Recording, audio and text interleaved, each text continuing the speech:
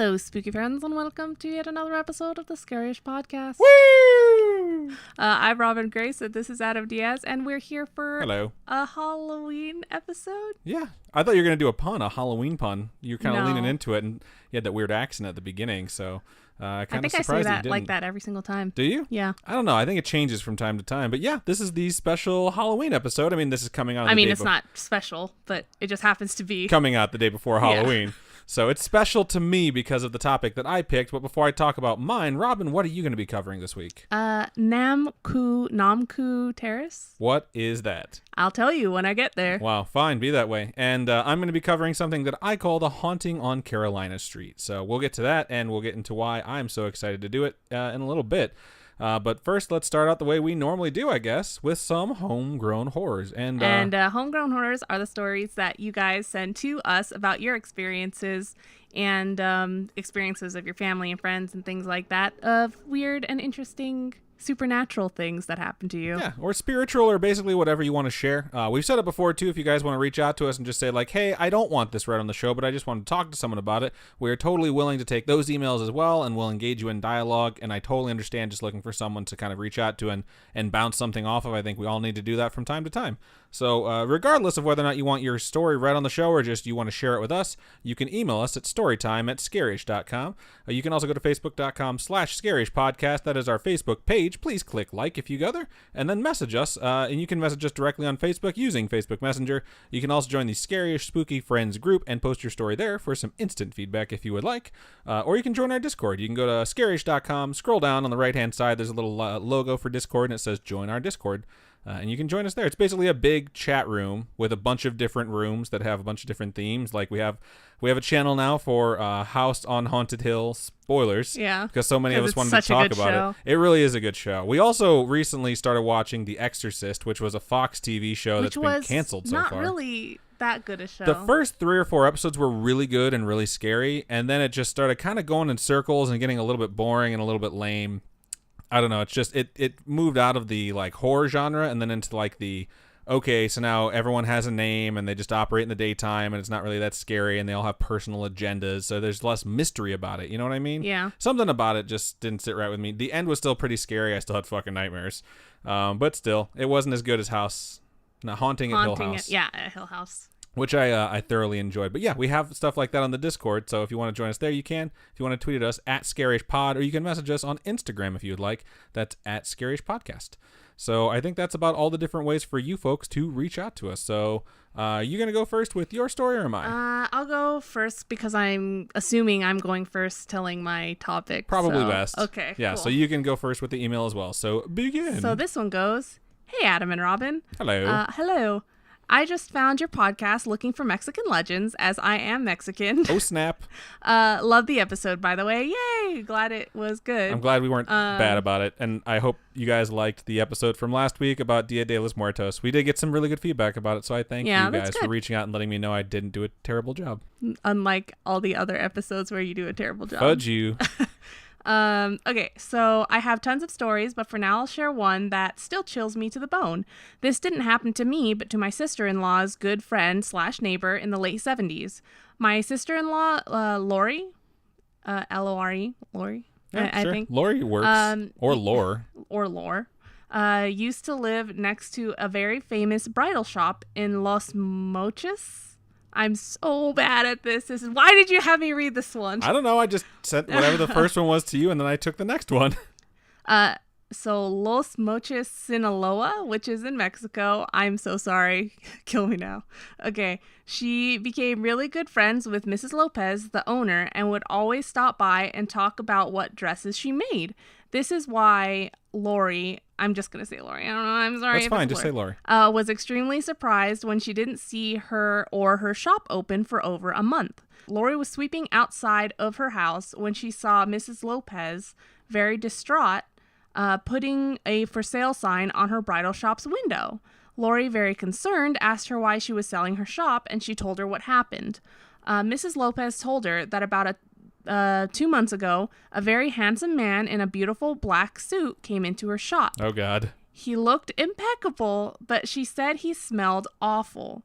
He approached the counter and said he had a very special request. He wanted the most beautiful wedding dress, but he wanted it in black. Oh my God, that's so creepy. He pulled out a stack of bills and told her, "This is just part of your payment." He told her, "I'll be back in 2 weeks for it," and walked out. Wow. That's That is just so bizarre. creepy. I mean, what would you do, though, if you're a dressmaker and someone just hands you a fat stack of cash and they're like, "The most beautiful dress you can make, but I want it in black"? I'd be like, okay, cool. Like, I'll start making that right now. So weird. Mrs. Lopez was astonished at how much money he had left for just one dress, but was not comfortable with the color he wanted.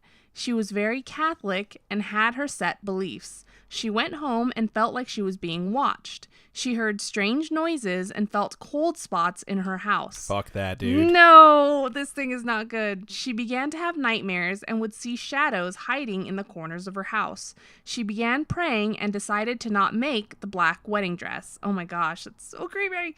The 2 weeks went by and the same man returned dressed very dapper.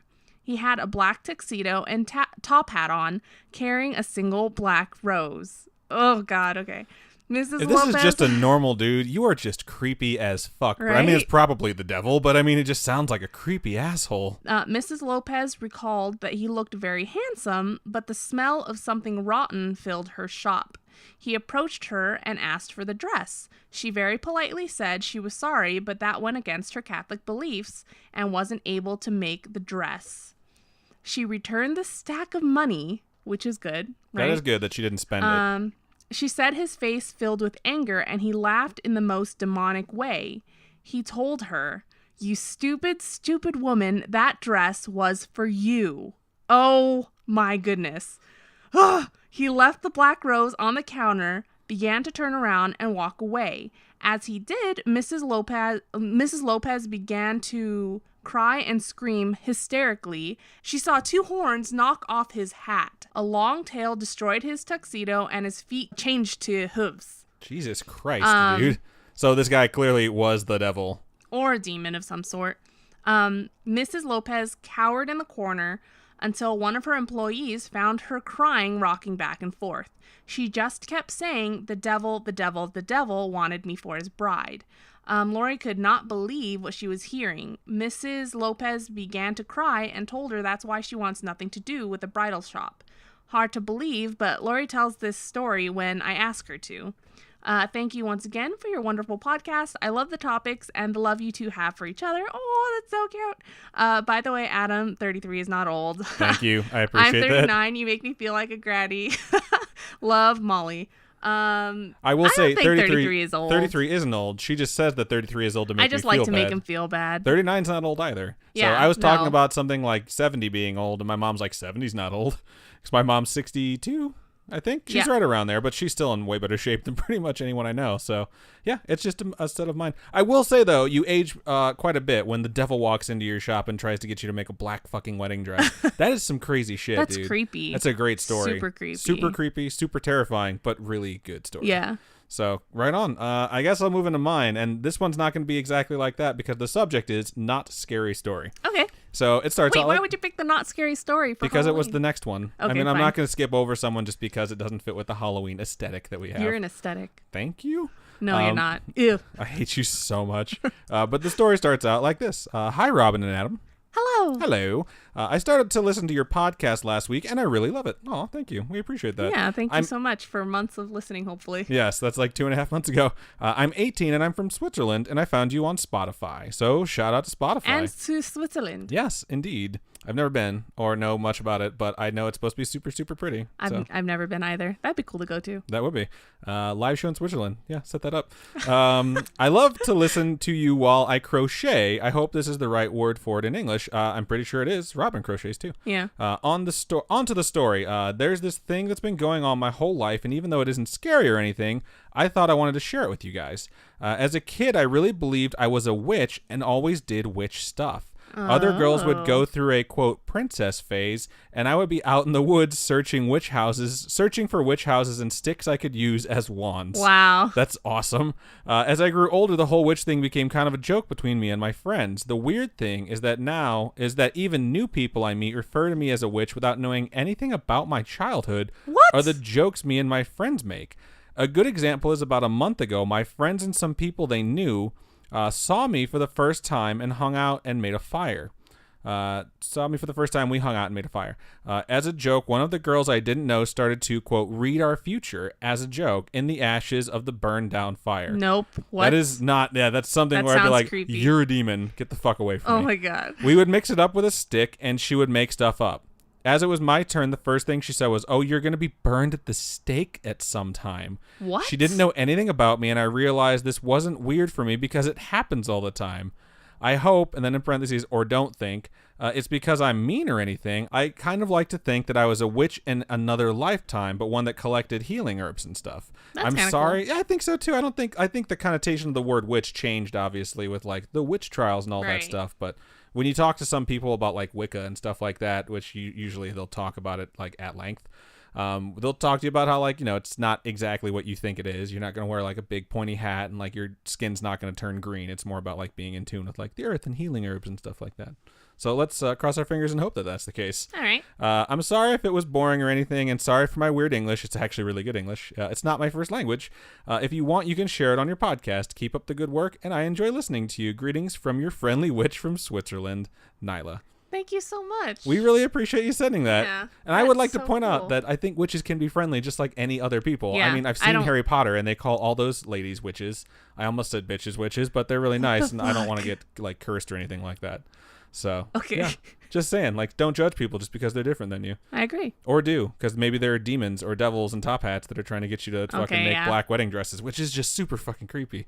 I wonder if she would have told him no in the beginning, if he would have still laughed at her, or he'd been like, no problem, dog, I'll go find someone else. Maybe. I don't Who knows? know. Maybe it was the 2 weeks of waiting. I don't know, and I don't want to find out. Okay. So, cool. So let's go ahead and jump into the main topic. So you are going to be doing that thing with Yeah, the words. with the stuff.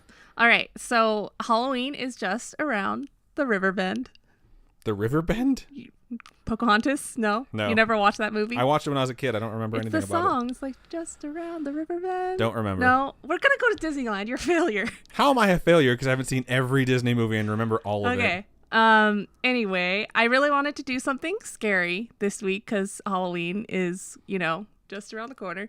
And Not the River Bend anymore? No, because you don't understand. I what like the how you say that reference is. I'm a failure, but when the live action like teaser for Aladdin came out, and I was like, oh my god, like you can see Jafar, and like there's the bird, that's got to be Aladdin.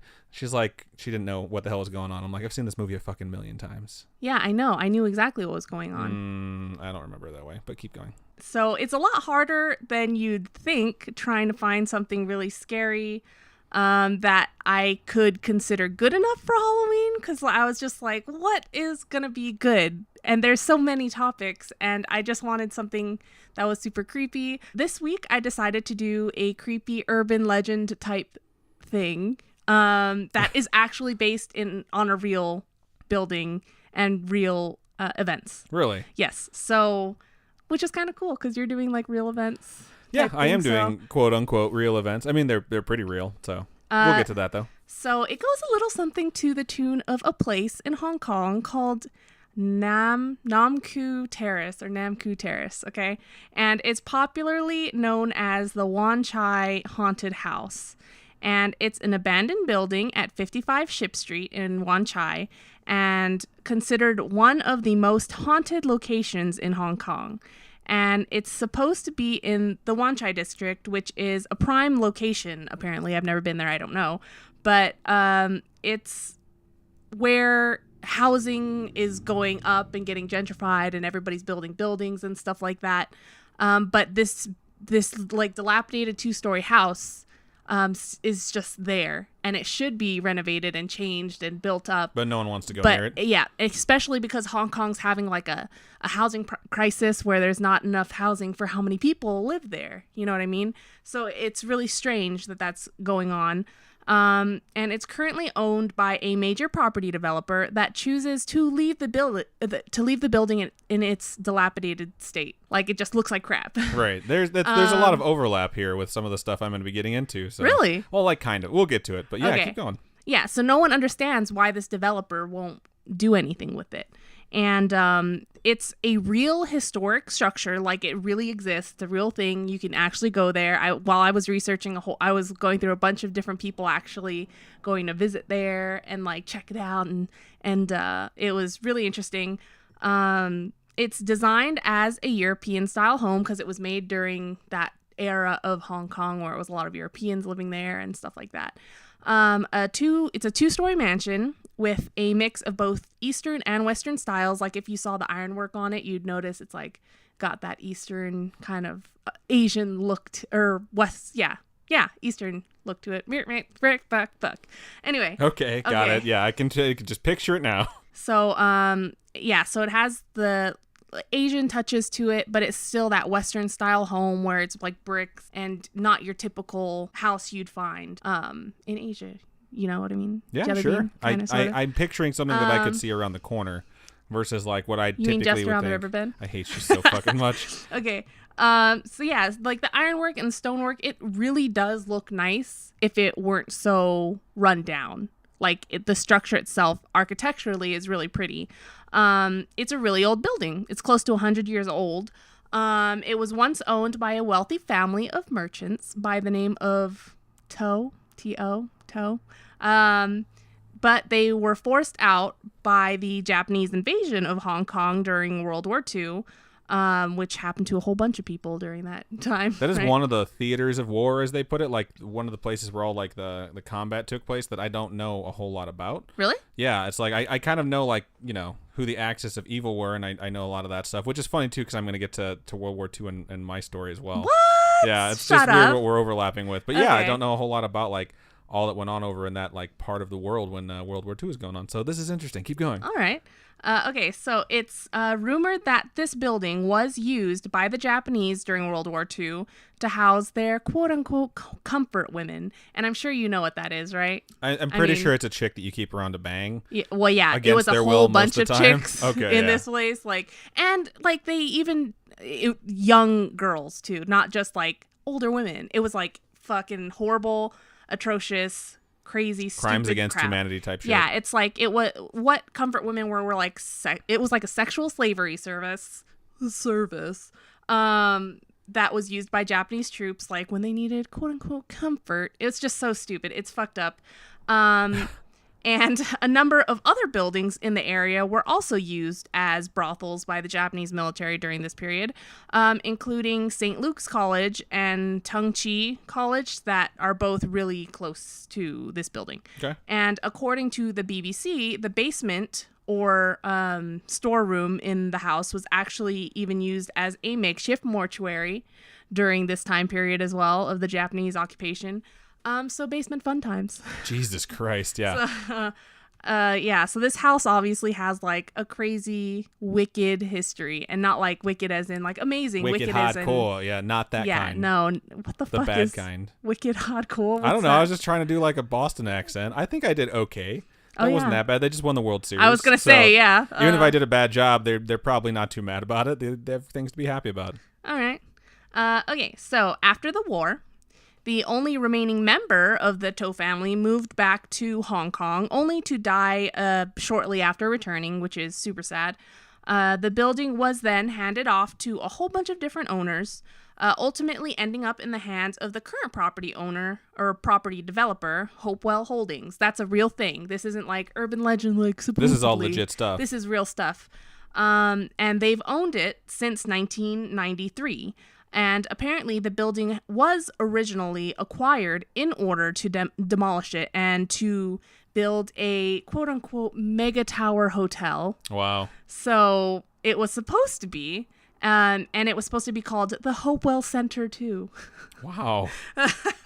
But it didn't Clearly, happen, I was obviously. going to say, clearly that didn't work out, and now it's just something else entirely. Yeah, it's been sitting there despite already having approval from the government in 1994 to build on it. There's been no word from Hopewell Holdings since 2008 on their plans for the building other than we want to make it a nice historic monument or something like that. But they're not doing anything with it. It's just sitting. Yeah. And it really does look really dilapidated, like it's bad. Locals refer to the building as being a haunted house, which, by the way, Gerard Way did just release a single called Baby You're a Haunted House, and it's so good. Even you were singing it. It's catchy. I will say it's catchy. I'm not saying that I think it's really good, but I do think it's catchy as shit. Yeah. Yeah. It's just like in recent time, other than the La La Land soundtrack, this song's like been in my head. Like it's just so catchy. You hop ship so much because we saw La La Land. I was like, it wasn't bad, and you fucking hated that movie. And then I walked out of the office after doing some editing, and I saw you sitting in the loft watching La La Land.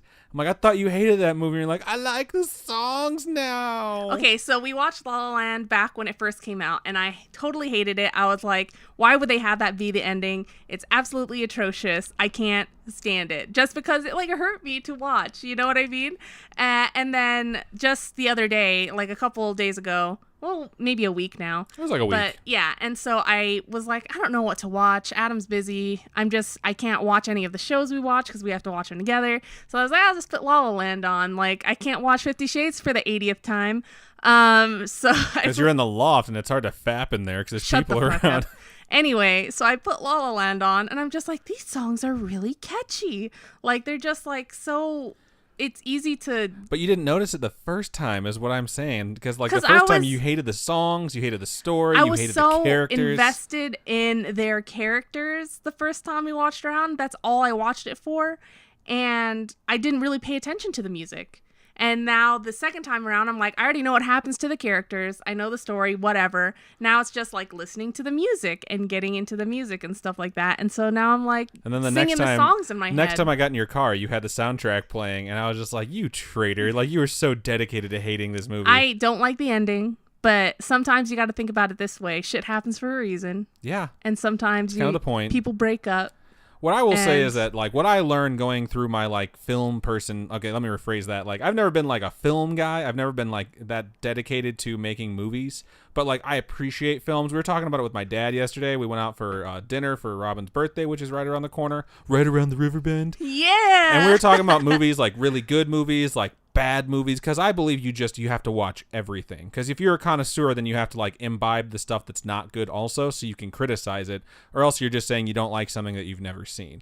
So what I think about movies is that I think people are, quite frankly, big wimps nowadays, and you can't have cinematic complexity anymore because you can't have a sad ending. Because people get upset at sad endings, which is kind of what you were like with La La Land. It's not everything fucking works out. Newsflash, that's just how life is. But some of the greatest romances in cinema history came off of sad endings. Really? You know what I mean? Some of the greatest movies, some of the greatest stories ever told are sad endings. Casablanca is not a happy ending. Never seen it. Dr. Zhivago is not a happy ending. Never seen it. I mean, Gone with the Wind isn't a happy movie. Never seen it. It's just this is how things are. But back in the day, nowadays, when you have executives sitting around wanting to make a movie, they want to wrap everything up nice and pretty and have everyone be happy about it. But back in the day, they did want to evoke emotion from people sitting in a movie theater, and that included making them sad, making them cry. They used to say things like, not a dry eye in the house, because you made everyone fucking cry.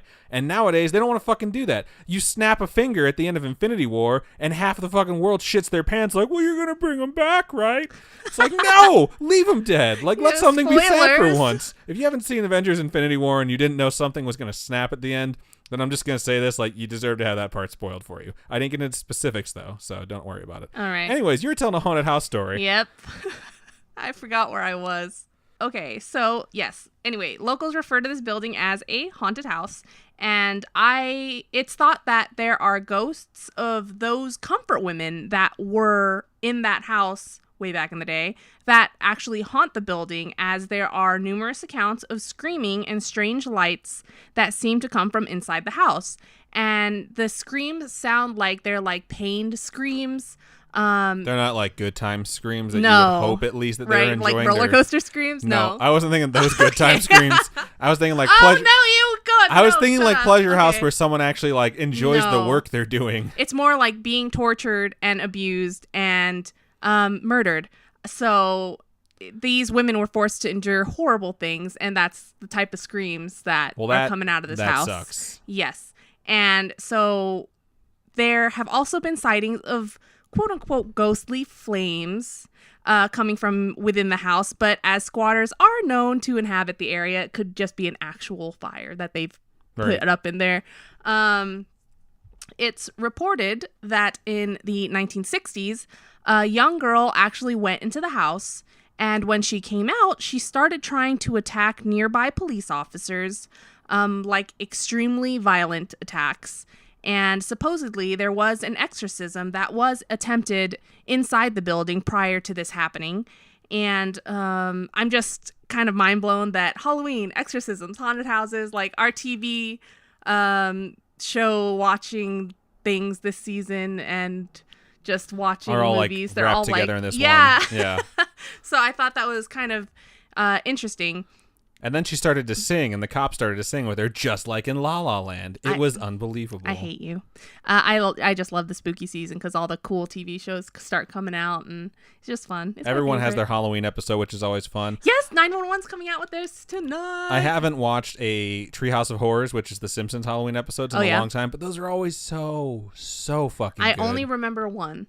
Really? Which one? The Raven one. The Raven is so good. It is so good. I remember reading it in high school and telling my teacher, like, you should play that for us. Because people love The Simpsons. I mean, this is like 20 years ago, you know? It's like, but people would have loved to see that and would have got more people interested in it. And it's like word for word exactly what that is. Is it really? Yeah, it really is. Oh, I don't remember So that. it would have been great if she would have played that. But like, she didn't. She's just like, I'm not playing cartoons in this classroom. And it's like, you suck. So yeah. Anyways. All right. So that one instance obviously wasn't the only thing that happened that builds this whole creepy haunted house thing. I mean, how else would you get a creepy urban legend, right? Other things have to happen. Right. More. I mean, not always. Sometimes it's just one incident that just feeds off of it. Maybe. Murder. But apparently not with this place. Not with this place. So it's going to get worse. So in November of 2003, a group of 8 teenage girls, because it always seems to be teenage girls. Yeah, just a big group of teenage girls. Decided to test the hauntedness of the house, and they went to Namku Terrace with the idea that they'd spend the night there. And needless to say, no one actually lasted through the night. Like they they all all got died? murdered. No. Yeah, that's where my head went. They wanted to actually catch something supernatural and prove to themselves that the house was indeed haunted. And they attempted to contact spirits through their version of like a spirit board type thing. And that's exactly what they got. 3 of the 8 girls reported to have become extremely agitated while there, claiming to have been assailed by a ghostly entity. Wow. A dark figure actually waved at them while in the house. Maybe he was just a nice guy. I mean, I'm sure nice guys existed in this horrid place. 2 girls say that they heard a male voice calling them from the 2nd floor. The other girl actually had a psychotic break while Wow. there. I will say, when it's a group of 8 young girls going into a place where girls were like sexually abused and treated as sex slaves. Shit was bound to happen. Yeah, and on top of that, like, you're going to contact the ghosts. The best case scenario would be you're contacting the ghosts of the women who were tortured there versus the men who did the torturing. And it sounds like all the spirits they were able to conjure up with this spirit board were the people who were just so happy to have young, fresh blood in that fucking place. That is so just creepy and terrifying and gross. Yeah, it's just not a good idea. Don't do it. Just don't do it, people. Anyway, they all panicked and left the house in quite a hurry. The one with the psychotic break stayed behind. Wow. And she was either unable or unwilling to leave or step outside of the gates of the house. Like, she just wouldn't leave or couldn't, you know. It's reported that this girl was, for all intents and purposes, possessed. And that's what I was going to say. It sounds like something took a hold of her and she's just like, I'm not allowed to leave. Like, I can't go. She was speaking in a voice that wasn't her own and was showing signs of a completely different personality altogether. and police arrived to remove the girl from the property, and she resisted with strength and violence that required 2 police officers to detain.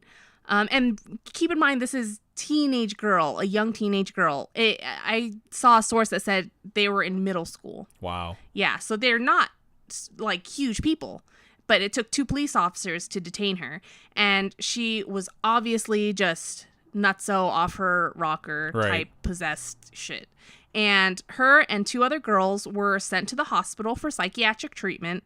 I don't know what happened to them afterwards. It could be something where they're scarred for the rest of their lives. Who knows? But this is, in fact, a confirmed story of events. Like, wow. It's published in multiple newspapers at the time. Like, this one paper wrote an article about it, and then it was started like a fire of reporting all on this one incident. So it's crazy that actually happened. Like, mind blown. And apparently, over the years, there have been a number of bodies found inside the house. What the fuck? And on the grounds. As many as 30 suicides have occurred around the area. You have to wonder whether or not this place becomes an attraction for a disturbed mind to want to end their own life, or if it becomes an attraction for people who want to go and see what's going on. Yeah. And then whatever happens to them while they're in there gets ruled as suicide. And that's the creepiest part of that shit. Why would you do that? That's what Why I would think you about. say that? Because it's like when you have so many people that die in a place like that, like you think fucking House or Haunting on Hill the Hill House. A little bit, yeah. It's just like you wonder whether or not they're killing themselves or whether or not something in there is just wrong about that place. Yeah. That's a good idea. Good point. Yeah, great idea. Some of the bodies were simply found in rooms, while others had to be cut down from trees in the garden. The most recent of which being in 2010, so not that long ago. 8 years ago.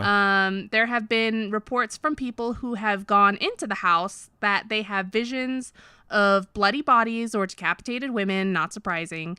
Considering decapitation was a fairly common occurrence during the occupation. Like, they would decapitate women and throw their bodies on the street. That's fucked up. Yeah. That is just War is fucked up. War is a horrible, horrible thing. You hear blood-curdling screams even after attempts to cover your ears. So you're, like, covering your ears and you're still hearing the screams. Like, probably in your head type thing. I think that's another thing to keep in mind is like when we talk about like hauntings and spirits and ghosts like that, you see that meme where it's like, how come like all the spirits are from a long time ago? Like, what happened to the spirit that's going to be screaming like, yeah, this is Britney, bitch, or like whatever that quote is? They weren't fucking decapitated. Well, that's the thing is like they're not tormented or tortured souls. Like you wouldn't be screaming like your favorite song. You know what I mean? Yeah. It's like you don't hear about like lyrics from songs playing from people who are just like a ghost. I shouldn't say people, but from like spirits. Those aren't the stories. It's usually like a horrible occurrence repeating over and over. Now I just have that song, Ghost of You, the My Chemical Romance song. I hate you so much. You have so much MCR on the brain. It's so good. Okay. Then there's reports of a man dressed in black that roams the property and the halls of the house. Does he have a top hat and hooves? Because I think I know who he is. Oh, shut up. A woman in a crazed state running out of the building, walking down the street, has also been witnessed. Murder is also nothing new to this building either. Like, they find murder victims in there.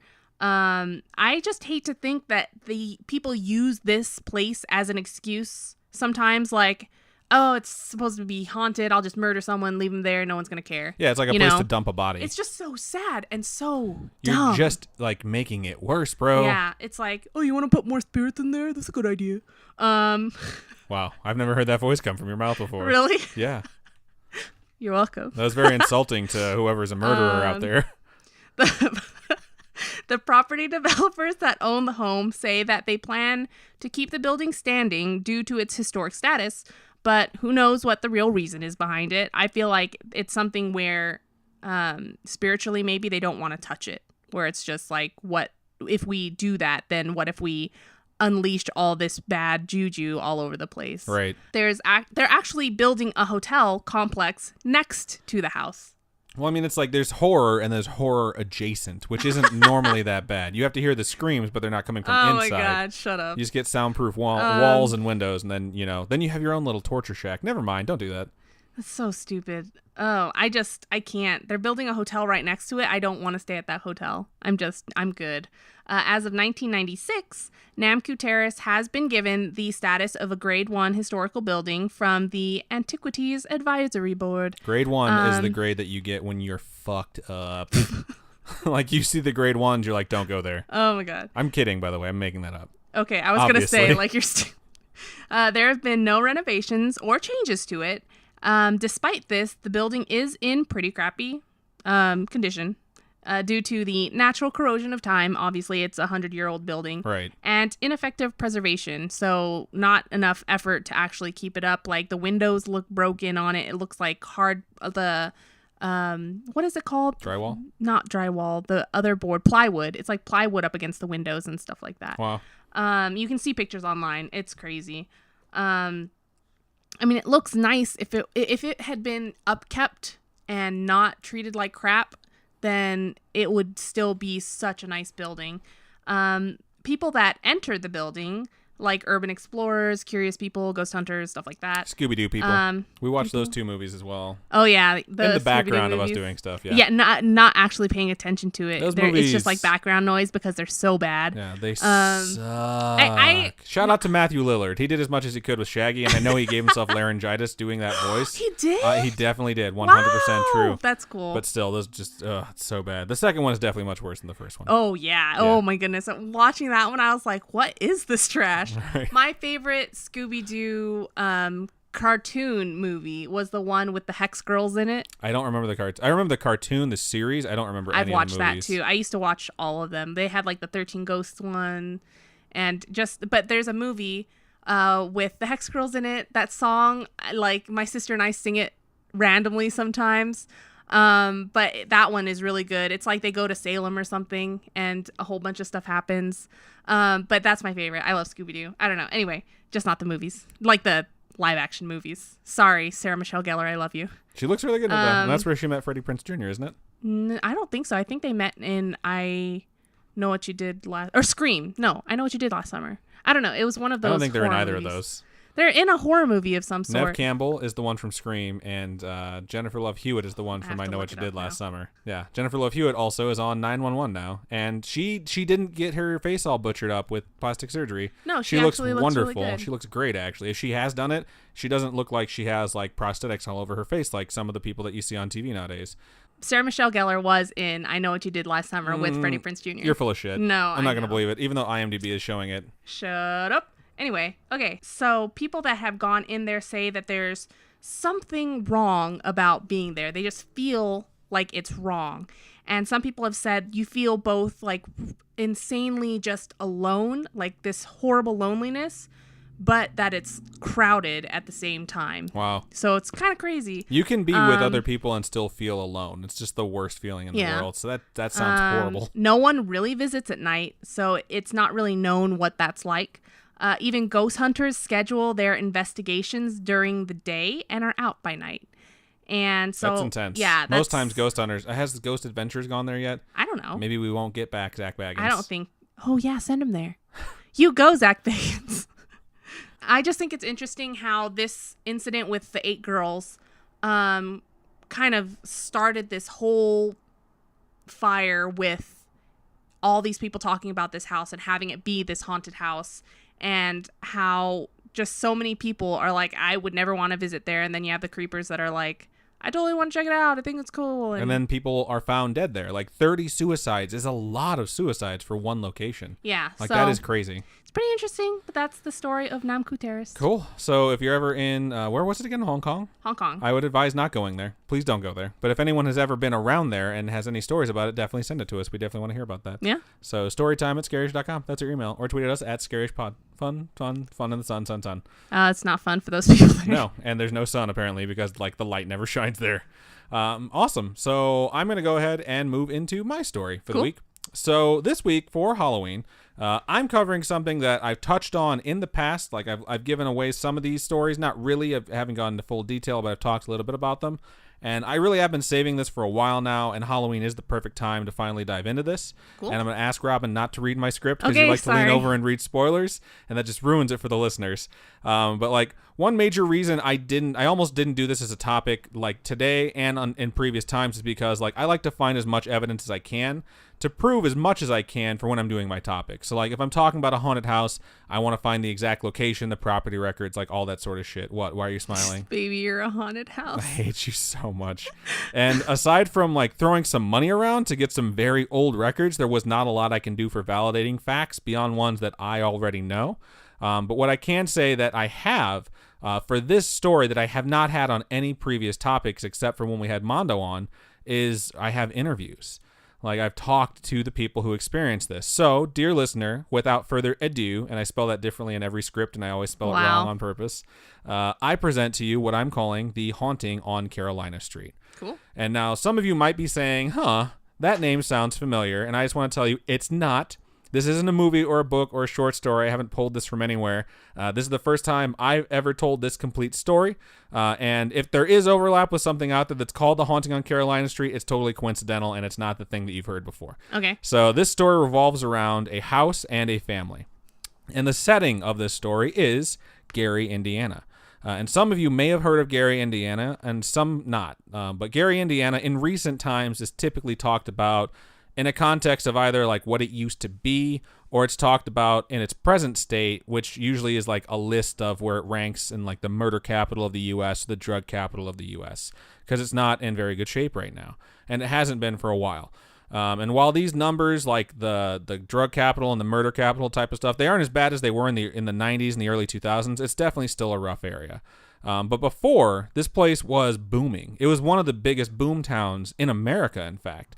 Like, if anyone has ever seen the movie The Music Man, Never seen it. there's literally a song called Gary, Indiana. Shut up. He sings it. It's Gary, Indiana, Gary, Indiana. And he's talking about how wonderful of a place this is, and that's his home. What happened? Well, this is what happened. Like, there's a lot of different things you can say, and I didn't put this into my script. There's a lot of different things you can say about what happened with Gary. There's something that some of you may have heard of called white flight, which is basically where minorities move in, so all the white people leave.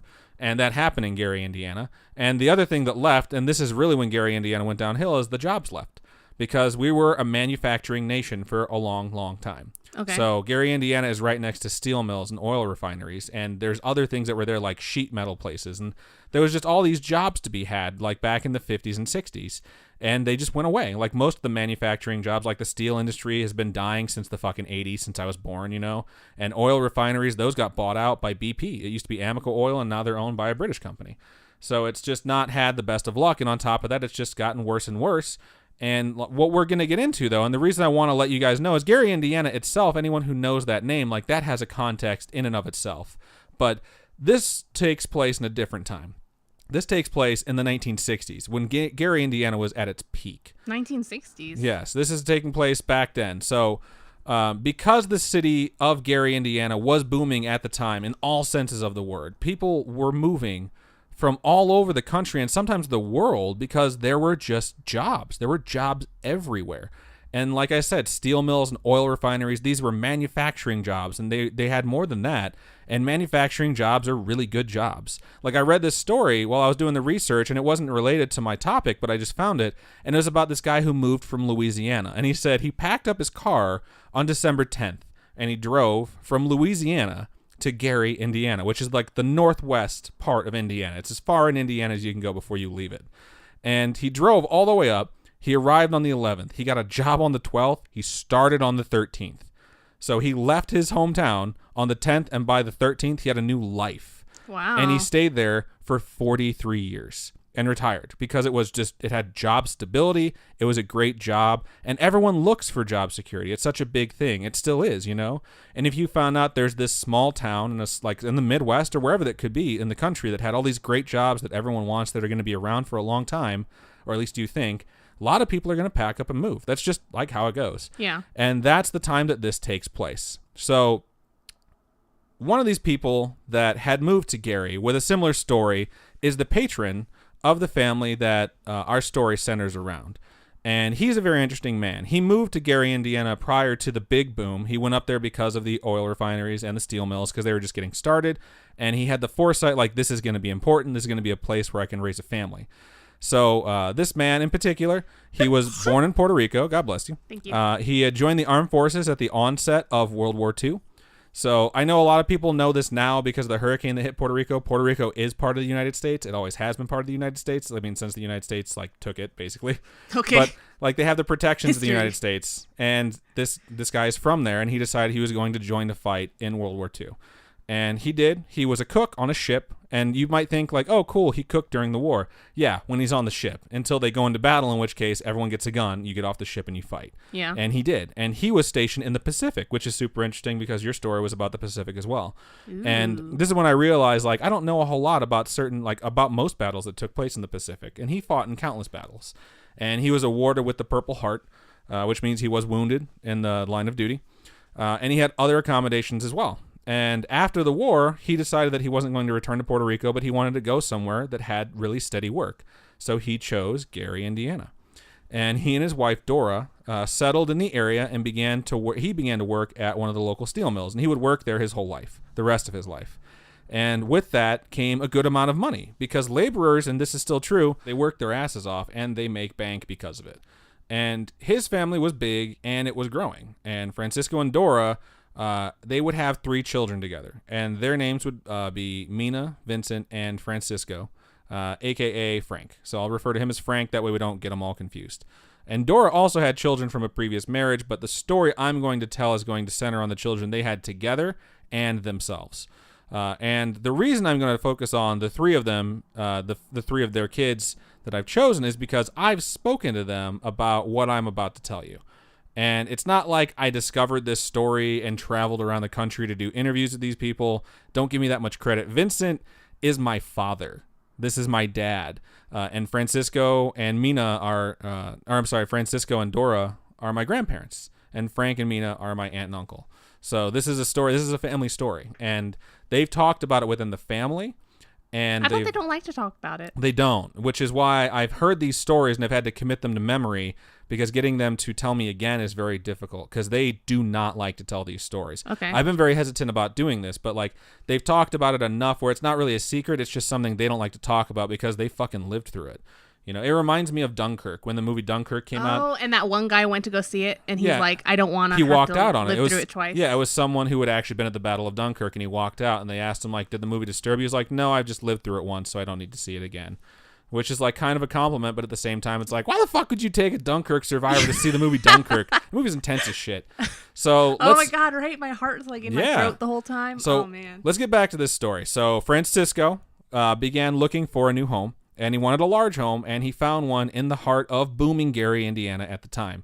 And It was an older house, but it had one thing going for it that large homes and older homes typically didn't have. It was cheap. It wasn't that expensive. Why? And the house was located on 537 Carolina Street. So, you know, obviously this is the house that is going to spark the name The Haunting on Carolina Street.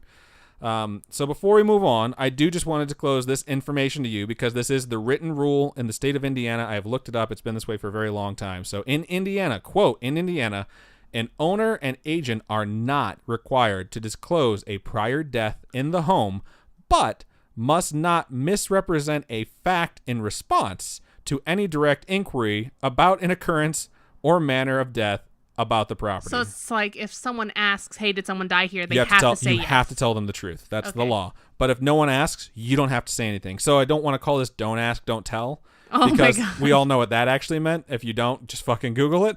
But realistically, this was, you know, if someone doesn't ask you what happened there, you don't have to say shit. But if they ask you, you have to tell them. So this sucks, and it did in this case in particular. So Francisco bought this big old house to move his family into because, like, why the fuck wouldn't you, you know? And on that move-in day, we get to the first story that I've been told by my family about this house. Oh my God. Something happened day one? And my Uncle Frank was the one who told me this story. So my father, Vincent, and my Uncle Frank were moving things into the house before they had like actually started living there. You know, it's an empty house, huge house, and you're moving your shit in. So imagine moving day. Everyone's had one of those at this point. You've probably picked something up and moved it, and that's where we're at. And the first thing Frank noticed, as most people notice with an empty house and houses that are older in general because they're drafty, is that the house was cold. Oh, okay. The house was just cold in general. And he didn't think it was that abnormal, but he did think it was cold. But it wasn't just like the way a house is chilly inside, but it was just colder than it should feel. And the way he always described it to me is like certain spots you would walk through would just give you chills down your spine. They weren't exactly colder than the rest, but they kind of felt that way. They just felt creepy. So I remember him telling me these stories when I was a kid, and then he never really got to the fact that it was his house. But I slept over at his house when I was like 9 or 10, and I was sleeping in his basement. And we were sitting around watching TV. We were watching some movie. I think it might have been one of the Poltergeists. And he decided, he decided he was going to go to bed. And he looked at me and he goes, Adam, if you ever see a spirit or a ghost, don't ask it its name. Don't try and talk to it. Just tell it to leave. And he went upstairs. And it was like fucking 1 a.m. And that's what he says to me before I go to bed in his basement. I was like, what the fuck? And I always remember that. I will remember that till the day I die. Because he knows I'm a chatty Cathy. I mean, I'm on a fucking podcast. And I would want to talk to someone and get their history. But he flat out told me, like, don't ask it anything. Just tell it to leave. So eventually, the older I got, he would tell me this story that I'm telling you guys now. They both went outside to grab more things to bring inside because, you know, some people when you're moving into a house decide that they're going to set a box down and then just like fuck around for a little while because they don't want to go out and get another box. I call them lazy people. And then some people put something down and go outside and get a new thing to bring in. That's how most people do it. And that's how most people I've moved with do things. But you've noticed a couple of people in your past, I'm sure, anyone who's ever moved in a house where it's like, did he move anything? I haven't seen him in the house for a while.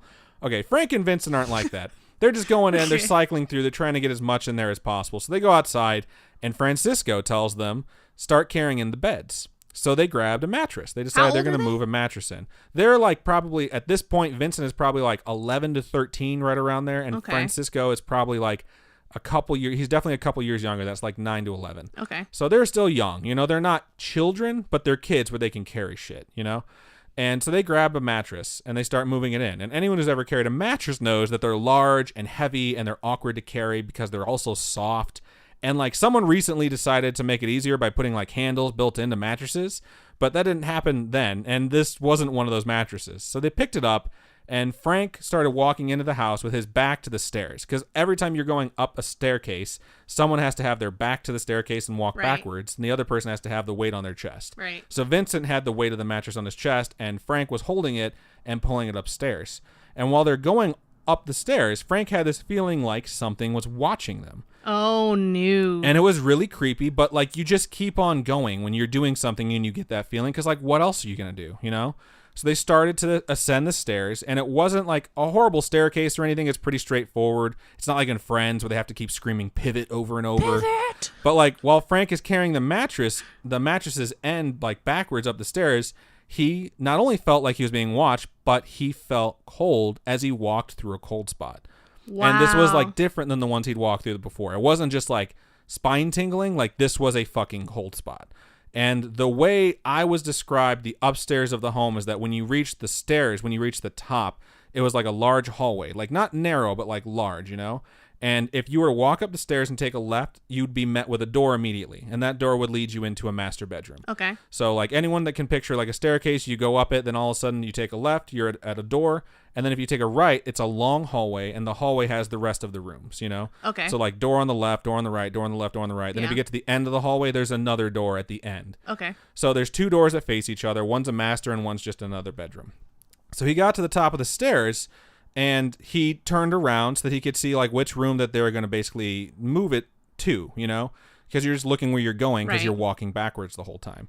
And so he turned back around to face Vincent. Oh, what did he? And he was also facing the master bedroom. Oh, God, okay. And in the door frame of that room, because the door was open, just a few feet from where Vincent was standing was a shadow just standing there. No, there wasn't. And the way he described this to me was like, think like of the full height of a grown man. Like think 6 feet tall. And imagine like standing up against a wall. And if you stand up against a wall, your shadow is basically like the same height as you. Yeah. And then if you were to like freeze frame your shadow and walk away from it, and your shadow was just where you were, and then if you could have that image just walk out of the wall and turn into a 3-dimensional object. That's what was standing in this door frame behind Vincent. So Frank froze, like his face literally looking like he had seen a ghost. Yeah. And Vincent, obviously, looking at Frank, he's carrying this mattress, he's looking at him. He wants him to keep moving. So he's telling him to keep moving because they're still holding this mattress and it's heavy. and the shadow behind Vincent started to raise its arm up and reach out after him. This is everything that I've been told. So Frank started to freak the fuck out. He looked terrified. But to Vincent's perspective, Frank is being a weirdo and doesn't want to move while they're holding this thing, and his face looks ridiculous. So he starts telling him, like, more forcefully, like brothers do, like, hey, move your ass. Like, this mattress is heavy. And Frank finally snaps out of it, and he drops the mattress, and he just reaches out forward, and he grabs Vincent by the shirt, and he pulls Vincent towards him, out of the reach of this outstretched shadow's hand. Oh, that's and like, so scary. In that motion, he's pulling him towards him and also moving towards the stairs that they're right next to so they can run out of the house. And to Vincent, his brother's acting weird. He started to scold him, and then he just dropped the mattress, reached out and grabbed him and pulled him forcefully. And when I talked to Vincent about this, from his perspective, he remembers this entire thing extremely well. And he said when he was grabbed, he started to fight back because he thought his brother was picking a fight with him. And they went tumbling down the stairs. Oh, no. So they're falling down the stairs, and they landed at the foot of the stairs. And Vincent at that point is basically getting in shots on Frank because he's like, what the fuck's your problem? And Frank is just trying to drag Vincent out of the house because he's so freaked the fuck out. And they end up getting up and scrambling out the front door. And Vincent realizes Frank isn't really fighting him. Frank is little, so he tries to use the words to tell Francisco, his dad, what he saw. But Francisco isn't having any of it. He doesn't want to hear any of it. To him, it just looks like they just started fighting, fell down the stairs, and they're acting like little assholes. And I don't know how many of you out there have a Puerto Rican dad or grandfather, but when they're not hearing your shit, that's the end of the conversation. Like, if you're going to keep talking, they're not going to hear a word you're going to say. You're talking, they're not listening, you need to shut your mouth. So Frank gets shut down, and he gets shut down hard. But later, he tells Vincent what happened. He says, this is what I saw. And they both remember this very, very vividly. And Vincent, honestly thought Frank was just trying to start a fight. But he remembers, and this is my dad. Vincent's my dad. And he remembers how scared his brother looked, which when he told him what happened, he believed him.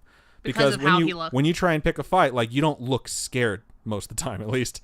And he knew it was not normal. So the family would eventually get the rest of the stuff moved into the house, and they would all settle into rooms that they would pick. But like they say, this was only the beginning. And Vincent, in particular, would settle into the room upstairs at the end of the hall. Okay. So the master bedroom was on the left, and if you were to walk all the way down the right, that would be Vincent's room. So I don't know, what kind of household you wonderful, spooky friends grew up in, but there was a rule in their household for the kids, and I know a lot of people had this household. No closed doors. No closed doors. Yep. You knew exactly where I was going with that. And most likely due to an oversight or due to Vincent not exactly completely believing Frank, he arranged his room so that where his bed was when he laid down, the line of sight would be straight out of the door or at the wall. So if you're laying on one side, you're just looking at the wall. If you're laying on the other side, you're looking straight out the door, down the hallway, all the way to the end of the hallway where the other door is. But what was right next to the opposite end of the hallway was the staircase. Ugh. So Vincent doesn't remember whether or not it began happening right away, but not long after moving in, he started having nightmares. And those nightmares were about something moving around the house in the darkness. And he never knew what it was. He just knew it was something horrible. bad, something evil. You know what I mean? And a sound in his dream was so unsettling, it would wake him up. And it happened night after night after night. He'd have this dream, this sound would wake him up. And imagine when you're a kid in that range, 11 to 13, and you're woken up from a horrible nightmare, and when you open your eyes and you're just realizing it's okay, I'm in the waking world again, when you can actually calm down, your vision when you open your eyes is looking down this dark fucking hallway in the middle of the night. Yeah. And you can still hear the echoes of that sound that woke you up in your ears because it was so creepy and foreboding. And what was that sound? Of course, it was heavy footsteps ascending wooden stairs. Fuck that. He heard something coming up the stairs. Nope. And this would be something that anyone would remember because that's creepy as shit. I just got cold chills. But what's particularly scary about this part is that Vincent, when he retells this story, still openly acknowledges that it might be because he was a kid, or maybe it's because it's nearly 50 years ago. The sound of someone coming up those wooden stairs, it didn't stop because he woke up. No. He could still hear it. And it's one of those things where you think you might just be imagining it, or it could be your heartbeat against your pillow or something like that. But he just remembers being incredibly terrified, and he could swear you could still hear the sound of something coming up those stairs. So he would pull his blanket up over his face, and he would close his eyes. because he was convinced that if he looked out, if he opened his eyes, see something? he would see something standing at the top of the stairs looking directly at him. Like he knew that's what was Did behind that he move blanket. his bed immediately? So I don't think he ever wound up moving his bed. Or maybe he did, but like he still wasn't allowed to close his door. But like this is just another example too of a blanket being a protective shield. And I don't understand why, but I really feel like if you crochet a blanket or you knit a blanket, you somehow create a blanket for a loved one, like that is a fucking shield because you've made it out of love. And like no one like really knits or crochets with spite. I mean, I guess you could, but I feel like that's kind of why in like most each cases. stitch is like, I fucking hate you. I mean, you could, but who wants to put that much effort into a blanket made of hate? So, anyways, the activity in the house wouldn't limit itself to just the kids. It did seem to focus on them, but my grandparents were not immune to it, and not by a long shot.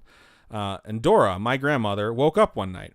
And whether or not she heard something or just had a feeling like you get when you wake up, like you need to go check on something or you need to do something, she woke up and she realized like she needed to check on Mina. She needed to check on her daughter. Okay. So when I picture Dora, I see my grandmother because I know her, you know, and to me, she's an older lady, short of stature. She was very short and she was very skinny, but she had this presence that didn't tolerate anyone's bullshit. She didn't. And like, it's funny to me because there's people out there that like, despite being so much shorter than you, always seem to be looming over you. Yeah. They just have that presence. And that's, I think that's it's intimidating, but it's an awesome thing. And Dora had that. She always had that. But at this time, when this story is taking place, she also had that and was young and beautiful as well, because she was. And so picture that short yet somehow imposing young, beautiful woman walking down the hallway of her new home in the dark. And she probably isn't worrying about walking in the dark because, hey, fuck the dark.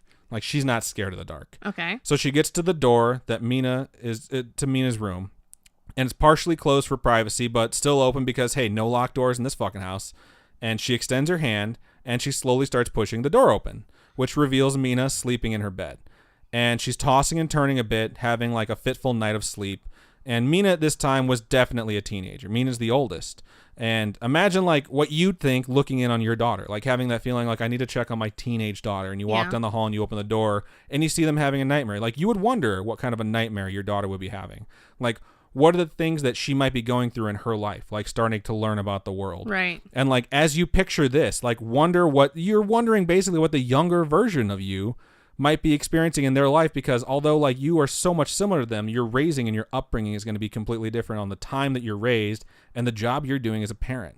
And like the thoughts that you might be having, like imagine your hand still on the door, slowly opening it.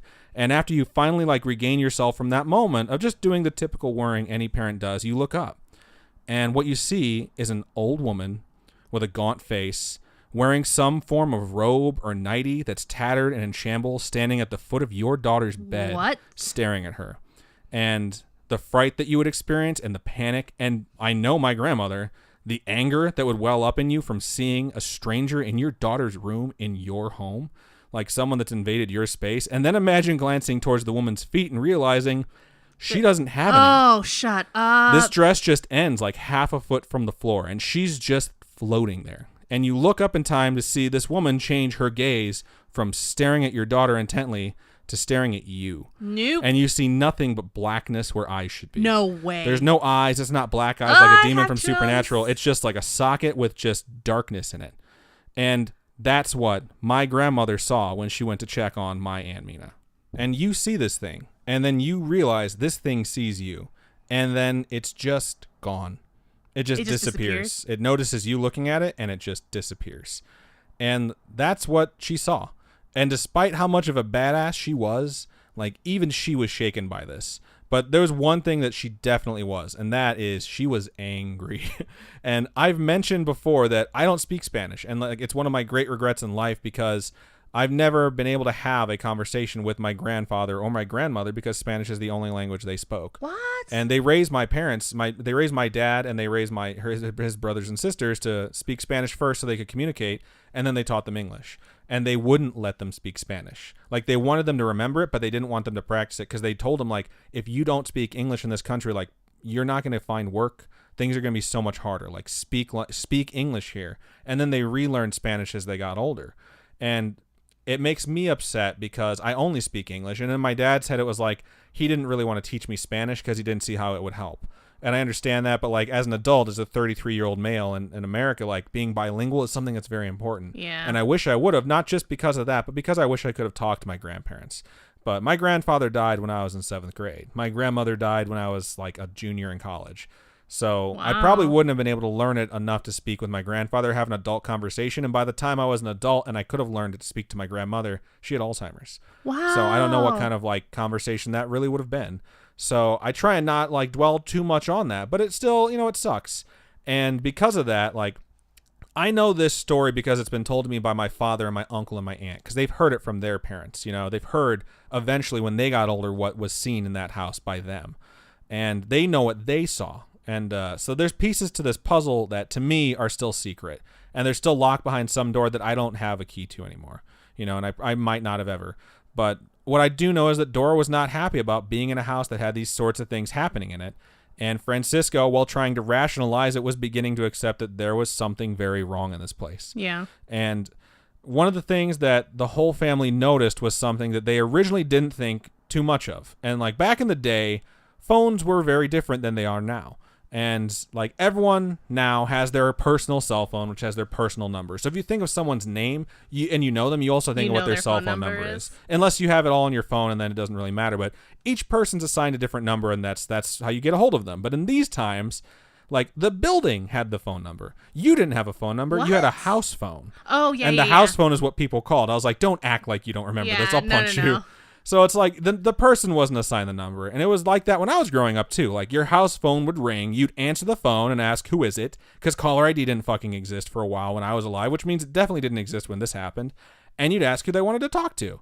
And before that, before my era, like there was this thing called having a shared line with other homes. What? So you would pick up the phone, and if you heard dial tone, you could dial out. But if you didn't, you'd most likely hear someone else on your shared line in your neighborhood having a conversation. This is 100% true. Like, this is how things worked.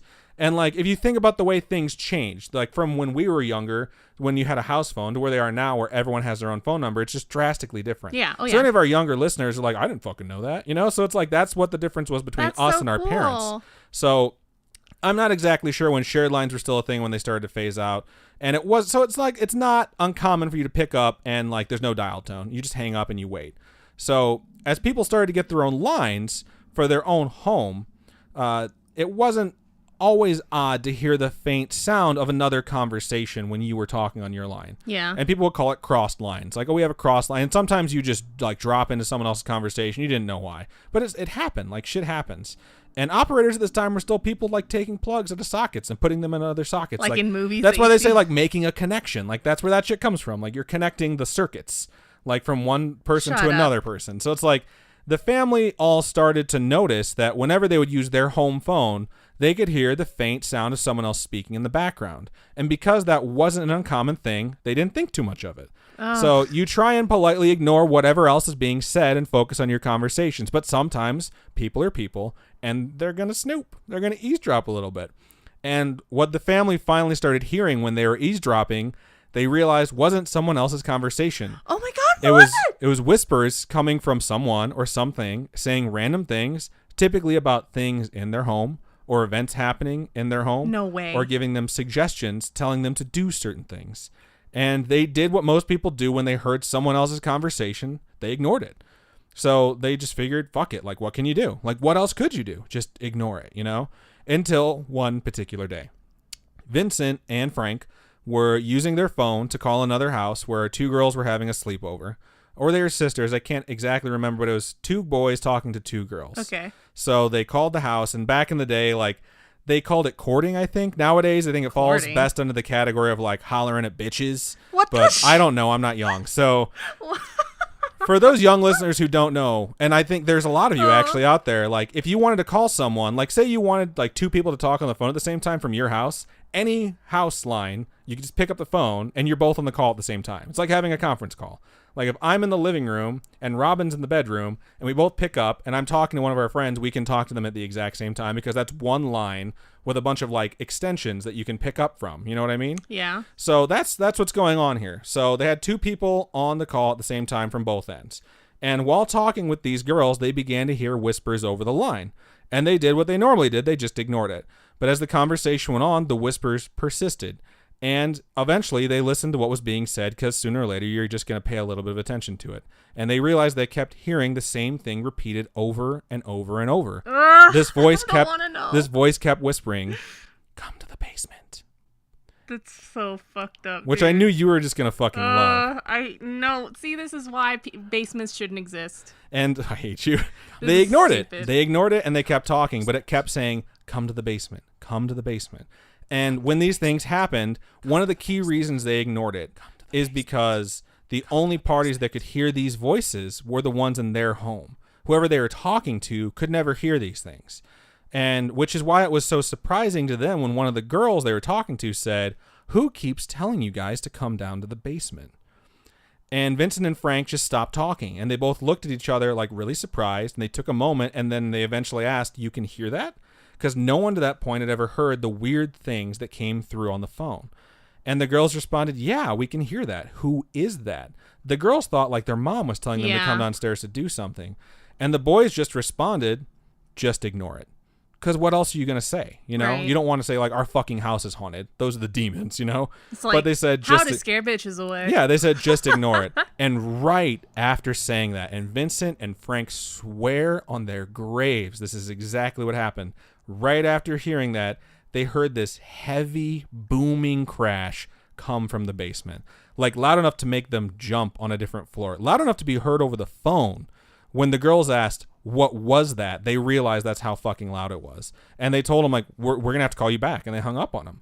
Because, like, it sounded so ridiculously loud. So they ran downstairs and they knew exactly where it came from. The basement? It came from the basement. Of course it So did. they ran to the basement door and they opened it. And, like, I'm not 100% sure about the dialogue exchanged here, but I know this happened. They looked down the stairs into the fucking darkness. I'm sure they're like, "You go down there." And I'm not 100% sure, but I'm pretty sure that the light to the basement is at the bottom of the stairs. Why? Which is the case way too often. I don't know why so many people did that in their homes. And they did look at each other and they told the other one, "You should go downstairs and see what the fuck that was."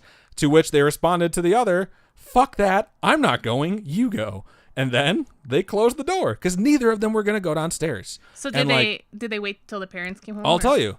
So they couldn't leave the house. You know, they were there. They were living in the house. Why couldn't they leave? Because they're too young. They don't have licenses. They're only 11. They're not going to go outside in the darkness and sit outside on the porch. Like, they stayed in the house, but they got away. They noped the fuck out as best they could, you know? And 2 days went by, and neither brother would go to the basement, and no one else had a reason to go to the basement, so they didn't need to warn anyone not to go down there until Dora was making dinner.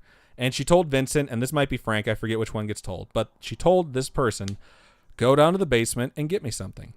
Because she needed something from down there. They should have said something. You got to remember, this is a Puerto Rican mom, not to be messed with. And you don't say no when your mom tells you to do something. But he said no. And she got upset. And she got in his face. And a scene I can only imagine is like a pissed off drill instructor getting face to face with a cadet or a private or whatever you call it.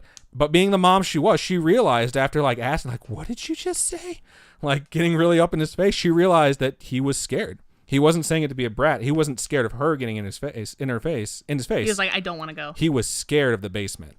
And so she asked him what is going on. And he told her. He told her about the girls hearing the voices, and they said just ignore it, and the loud crash. And Dora listened to her son. And when Vincent was done, and I think it was Vincent again, and when Vincent was done, the feeling that I like to describe as basically like, "You know what? Fuck this." I don't know what to call that feeling. It's like defiance, but that's what kicked in for Dora. And she stormed over to that basement door and she threw it open. And she went down those stairs as only a pissed off mom knows how to, just stomp, stomp, stomp, stomp, stomp. Like if there's like a time echo like in the future where someone hears that, that's going to be the most terrifying thing like that you could ever fucking imagine. And she flipped the light switch on and looked around at this large unfinished basement at what the noise could have been because she believed him. And there, laying on the ground in the basement, she saw the phone for the basement. And for those of you who don't know, because there's a lot of you who don't know, there was these things called rotary phones. And that's what they had back then. A rotary phone was very, very heavy. And I won't describe how they worked because that's a secret to us older people that have used them to keep from you younglings. And it's always funny when someone posts a video on YouTube or on Instagram. It's a little wheel where they like... Yeah, it's a wheel, and you just got to put your finger in the number and turn it till you get to a certain spot and let it go. But it took forever. I didn't use those it took forever to dial a number. You hated people that had zeros in their number because like... And then you got to do your next number. But it's just like, it was a very, very heavy phone. And They were heavy enough that in movies and older movies, you could grab it and hit someone with it, and it would knock them out cold. You could like bust them in the head. No way. And like they were super, super heavy. Like that's not a joke. And you could set them on a flat surface, which is where a lot of people kept them, or you can mount them on a wall. Like I had That's one. how I'm imagining it. At home, at the house I grew up in, we had one for fun, and it was mounted on our wall. And we had one for not fun, and that was like set on a flat surface. And then the one we had mounted on our wall was a little bit like more updated, and it wasn't that hard to use. But like most people either had them there or there. And this phone in the basement had been mounted on the wall, but here it was on the floor, which meant something had to rip it off of the wall. And that loud noise that the boys had heard was the phone smashing to the ground, because that thing is heavy. And those phones had bells in them, so that when the line would ring, like it would literally ring from the phone with a bell, because it wasn't just like an electronic like ringtone that you had. It was a fucking bell. So that would explain the ridiculously loud noise of this thing getting ripped off the wall, smashing to the ground, the bells on top of that, and the thing itself, which is a very sturdy thing, was demolished on the floor. No way. So Dora looked up at the wall to see like how it got pulled off, and she noticed something rather odd. Like the hole in the wall didn't reveal brick behind it or concrete behind the drywall like is in most basements. So creepy, dude. There was just dark there. It was a darkness that denoted very clearly that there was an empty space behind that wall. So she tore at the drywall to see what's behind it. Again, angry Puerto Rican mom, like, fuck this wall. She ripped it apart, and she found that there was a room behind this wall. It wasn't a large room. It was about just large enough to get a bed into. And when I was told this story, the first place my head went to is, it's a cell. Someone got kept down there. This place is super fucked up. And that's who was telling them to go to the basement, whoever got locked in there before? But it wasn't. This is different. Oh, okay. So at this point, Dora's just done. So she calls up the person who sold them the house and told them they needed to come to their home and talk to them. And this person did. And I can only imagine how scared that person was about to walk into this house to face down Francisco and Dora and let them know all the stuff that they had kept hidden so very well. Because it's one thing to walk into a haunted house, and it's quite another thing to walk into a haunted house that's being lived in by a really pissed off Puerto Rican woman. So this person comes over, and Dora and Francisco were like, yo, dog, like, what didn't you tell us about this house? We know it was cheap. Did someone die here? And this is when they found out some things about their home. And one of those things was that someone did, in fact, die in the house. It was an older lady who had died in the house. She was old when she passed away. She had been a caretaker for kids in her life. Okay. And near the end, she stayed in the home and wandered around in her nightgown. Oh, my gosh. Another was that the house wasn't always exactly a house, because there was a period of time that it was more of, to best put it, as it was described to me, a gentleman's club. Like a brothel? Yes. And the rooms in the basement, those were rooms put in for privacy where married men could come and take a woman that they had prior arrangements with, and they would bang them and cheat on their wives there. And although I remember hearing this story very vividly when I was a kid because they were talking to each other and not to me, I have never been able to forget it, and I have not been able to get them to repeat it to me. So take it with a grain of salt. But I remember my uncle and aunt talking, and they talked about those rooms in the basement. And I remember being told, or listening to this be told, that a wife had showed up to the gentleman's club one night after realizing that her husband was there. She had found the room he was in, and she interrupted what was going on and unloaded a fucking shotgun into her husband and the chick she was with. So again, I haven't heard that repeated, and it's really hard to find death records in Gary, Indiana from like the early 1900s without spending a bunch of fucking money. And on top of that, it probably would have like kept like hidden like where this person was killed. But that's something that I've heard talked about that particular house. So speaking of things that I heard when I was a kid, this is kind of where I'm going to start to wrap this up. So most of what I'm telling you are stories that I've heard from my dad or my uncle or my aunt. And there was always a time where they would talk about stuff in front of me, but it would be very small stuff. And then I'd ask about that stuff the older I got. Like, hey, tell me the story behind this. Tell me the story behind this. Because they never, ever volunteered information about this stuff. Okay. So this is one night where they were talking to each other. There was one night where my Aunt Mina was at my house growing up. And my brother and I were young. Like, young enough where we had a bedtime. We had to go to bed. And I woke up in the middle of the night. And I came down the stairs, because my room was upstairs, they were in the living room downstairs, and I heard people talking in our living room, and the lights were still on. It was late, so I knew that they were staying late, and so I started to sneak down the stairs. So our staircase was at like the same kind of angles that my dad's were growing up. So if you got all the way up the staircase and took a left, it was their master bedroom. If you took a right, you'd walk down the hallway. The first door on your left was a bathroom. Then there would be 2 doors at the end of the hallway because it kind of opened up there. Yeah. That was my brother's room and my room. And then there was another room on the right-hand side, which was my mother's office. So I woke up, opened my door, walked down the hallway, got to the stairs, and the staircase wasn't an open staircase. It was like a closed staircase. But once you got halfway down it, then like the left side of the staircase opened up and you could see the downstairs. So I came halfway down so that they couldn't see me, but I was close enough to hear them. And I did this because I could hear the way the voices were being spoken, and it sounded just super intense. Whispering? Yeah. So what I remember hearing was this. I remember hearing my aunt say that at some point, because of how bad things were in the house, my grandmother and my grandfather started sleeping in different rooms. What? And what it sounded like was my grandmother stayed in the master and my grandfather started sleeping in different rooms. Typically, he'd stay in the room with one of the kids, and then he moved to another room and stay in the room with a different kid. And he moved from room to room. And then he wound up sleeping in the living room by himself. And after that, after he slept in the living room by himself, the whole family moved their mattresses and they all slept in the living room. No So when way. I saw the first Conjuring movie, when they were all sleeping in that one room together, Yeah. I was like, dude, that rings so fucking true. And it gave me cold chills then. It gives me cold chills now because I remember hearing that detail as a kid.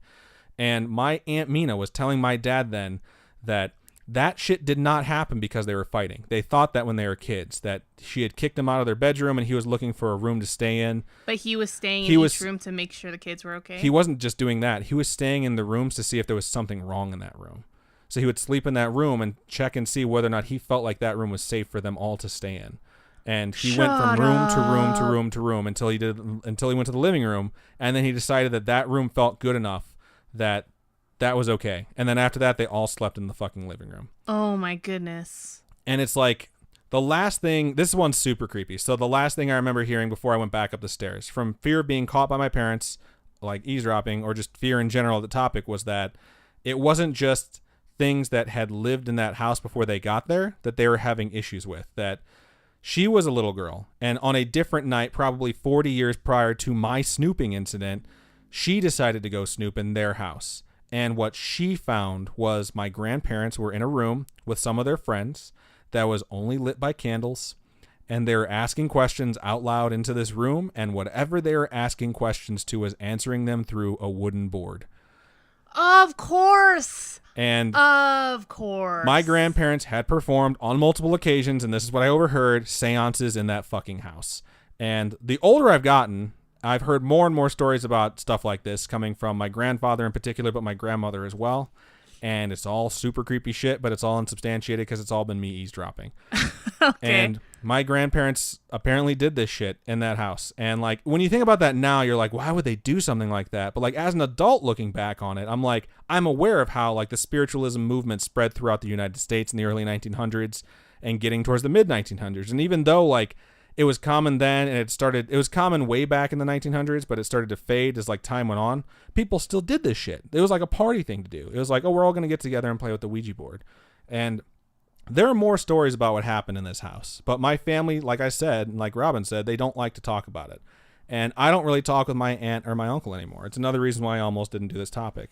But I do still see my father like every couple of weeks. And the last time I brought this up to him, I asked him if he thought there really was something in that house, or if things just like broke bad in that house, and that's where like things popped off with their family and there was a bunch of drama, and because of that, didn't he say like it was that house had something to do with all of them having just anger issues and like, well, he said like most families, like, and this is what I think too, like most families or normal families, they're fucked up. Like the word normal makes you think that means that you don't have anything wrong, but normal really just means like the majority of, that means you're normal because that's the most average thing you're going to find. And I feel like normal means averagely dysfunctional. I really do. And my family's no exception to that.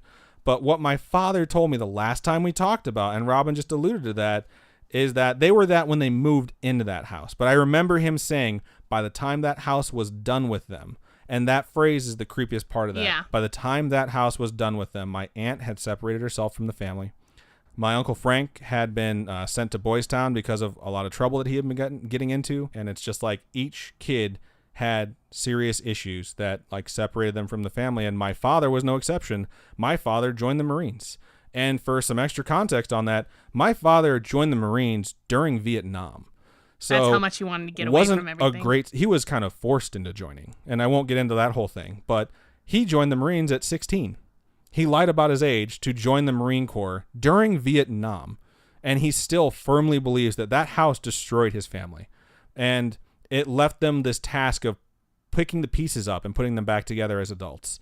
And like, since this is a haunted house story, like what happened with the house? Well, they moved out. I mean, sooner or later, it just became too much, and the family had fractured, like is the best way I can put it. And it was just too much activity in the house and too much sadness and anger and too much hurt. And one day I'll sit down with everyone and I'll tell them I need to know everything.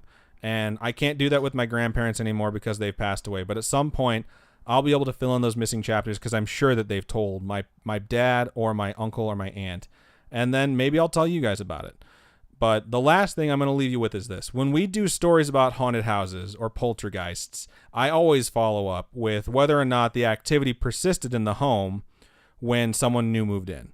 So like whether or not the new owners had the same thing happen. And almost always the next people will say like nothing else happened. Right. And if they do, they're like, yeah, we've seen some things, but no big deal. And sometimes they're just trying to capitalize on like the popularity and sell their story. But they stay in those houses, you know, like Amityville, after all that shit popped off the second time, the people that live there said like nothing's ever happened like that. We don't know what anyone's talking about. So what happened to the people who moved into 537 Carolina Street next? Well, nothing. And like, hang on, let me rephrase that. So it wasn't nothing. I can't say because no one ever moved into that house once they moved out. So, and it's not a Haunting on Hill House where they're like, just keep it. Like, we're not going to try and sell it. They put that house up for sale and they moved out. They found a new place. Like, they carried 2 mortgages to get the fuck out of that house. And the house was still huge. And when they moved out, it was still in a booming market, but it wouldn't sell. There was just something wrong with that house. And they don't know what it was, but everyone that came to look at that house could feel it. And as Gary, Indiana itself started to fade away a little bit, and the property value started to drop, and this enormous house had its price tag lower and lower and lower, no one bought it. They just finally gave up trying to sell it. They just said, fuck it. And no one would ever live there again. Did the government come and buy it? Well, it fell into disrepair, and it was abandoned, and eventually it was condemned. And like when you hear the word condemned, like think of it in all senses of that word, because that's truly what happened to it. And I'll let you know before any brave adventurers set out. The reason I gave you the full address is because it's just not there anymore. I found that out when I was younger and I heard these stories like in this city. And if you look up Gary, Indiana, and you look at like what it's become, like there's all these abandoned empty buildings that just look like shells of what they used to be. And that house would fit in there. But in a city that's like that, everyone decided like this house just needs to go, and it was demolished. It was torn down, and the last time my father says he drove past where it used to be, there was only a dirt lot, an empty dirt lot, and he still feels uneasy driving past it. I mean, he lives out in Nevada now, so he doesn't have to drive past it, but he never liked to drive past it. He'd just do it every now and then in his adult life. And like I said, I like to include some facts in all of my stories as much as I can, so I looked up the address. And while I was trying to find property records and values and people who have bought it and sold it and stuff like that, some places say it doesn't exist anymore because there's like nothing there, and some places do. So I just went on Google Maps and I looked up 537 Carolina Street, and there is something there now. It is a newly constructed building. It is enormous, and it is very, very pretty. And it is a house where they have a bunch of rooms that elderly people that need to be taken care of get to stay in. And I think that is a wonderful thing, especially to take care of the elderly. But I couldn't help but think while looking at this new home that was built like on the gravesite of the haunted house my father grew up in, that this was a place before that people died in and they didn't leave. They stayed in that house. And what's there now is going to be a place again that people are probably going to die in. That's fucked and up. Hopefully, and I mean hopefully in the future, if for whatever reason it stops being a place that elderly people can be taken care of, and it gets put on the market again to be bought by a fucking family, that someone tells the people what happened there. Because that didn't happen until it was far too late for my family. So that is my Halloween story that I decided to share with creepy. you guys. Yeah, it's one of the scary ones that I've heard about, and it's honestly one of those things that like in a family of people who shout because it's easier to shout over someone else than to wait to talk. It's a family of people who just love to talk. They don't want to say a word about what happened to them growing up. And they'll talk to you about, like, dramatic shit that families don't talk about, like family drama or crimes committed, and they'll be forthright and they'll tell you what happened. But if you try and talk to them about the haunted house they grew up in, they don't want to talk about it. That's so crazy. My dad knows we have a scary podcast. He doesn't listen, and I don't blame him. And when I was a kid and I wanted to go look at haunted houses and like explore the supernatural side of things, like some parents are like, oh, you're stupid. Some parents are like, don't do that. My dad flat out told me, like, if you bring something back with you into this home, you don't fucking live here anymore. And he was dead serious. He was dead serious growing up about that. There's a reason why when we moved into our forever home, or like whatever you call it, I just say that because of Haunting on Hill House, that we didn't buy an old house. We built a new house. And he still had that house blessed because of what happened to him growing up. And he wasn't going to let it happen again. So it's definitely a sensitive subject. And I hope I at least told the stories accurately, because I've had them told to me a few times and I've had to try and memorize them by retelling them. And I don't know. If I find out more, I'll probably share it with you guys. So cool. That's everything I have for the Haunting on Carolina Street. No problem. So hopefully this wasn't too long. I know it's definitely longer than most of our episodes, but a lot of you guys say that you don't mind that. So let's just go into the sign-out stuff. So if you guys want to reach out to us with your stories, you can email storytime@scarish.com. You can go to facebook.com/scarishpodcast. You can like the page and message us from there. You can also join the Scarish Spooky Friends group and post your story there for some instant feedback from the community. If you go to scarish.com, you can also scroll down, and on the right-hand side, you will see a link to our Discord. You can go ahead and click that, and you can join it, and it's just a giant chat app, and you can talk with us there. You can share your stories, or just talk to us in general. And if you want to tweet at us @ScarishPod, 280 characters, so keep it short, I guess. Or if you want to go into Instagram @ScarishPodcast. So those are all the ways you can reach out to us. Yeah. Oh, and don't forget, we do have a coffee account, ko-fi.com/scarishpodcast, if you want to make one-time donation to help us upgrade our studio setup. We just upgraded our pass-through, and it took a little while, took a little doing, but I was able to get it to work. So I'm praying on Tuesday, when this comes out, October 30th, we are going to have Storytime, the live recording of that, instead of on Wednesdays like we normally do. And it's going to be at 8 p.m. Pacific Standard Time, and I'm hoping we don't have any technical issues. Yeah, and this is supposed to be an upgrade that keeps that from happening. When you got it all set up, it looked crisper, though, It does look crisper. It actually does it in 1080p now instead of just doing it in like a lower resolution. But, you know, we'll see what happens with it. You'll see all our flaws. Exactly. We'll see what happens with it, though. We had a little bit of issues. I troubleshot them. They're supposed to be fixed now, but every time I think that, it just crops right back up. So if you would like to join us for Storytime, the live broadcast, we usually do them Wednesdays at 6:30 p.m. Pacific Standard Time, but this week, Tuesday, October 30th, it is going to be Tuesday at 8 p.m. Pacific Standard Time. So okay, and then we do have our Patreon. If you want to become a member of our Patreon group, we have a whole bunch of different tiers that have different cool goodies that come with them, like early access or access to polls that we have to help pick topics and things like that, or get scary-ish goodies like stickers. And for even $1, you get early access to all of our episodes, so that's a pretty good deal. But Robin has done a lot to curate the Patreon tiers, so go ahead and check them out, because there's a lot of stuff that you can get just for signing up, and it's not very expensive. I think it's like as little as $10 a month, and they're going to get something like something fancy. So patreon.com/scarishpodcast. If you want to help us out, that'd be awesome. I know we're really close to our goal of actually going to the Winchester Mansion. Yeah, so that'd be super great.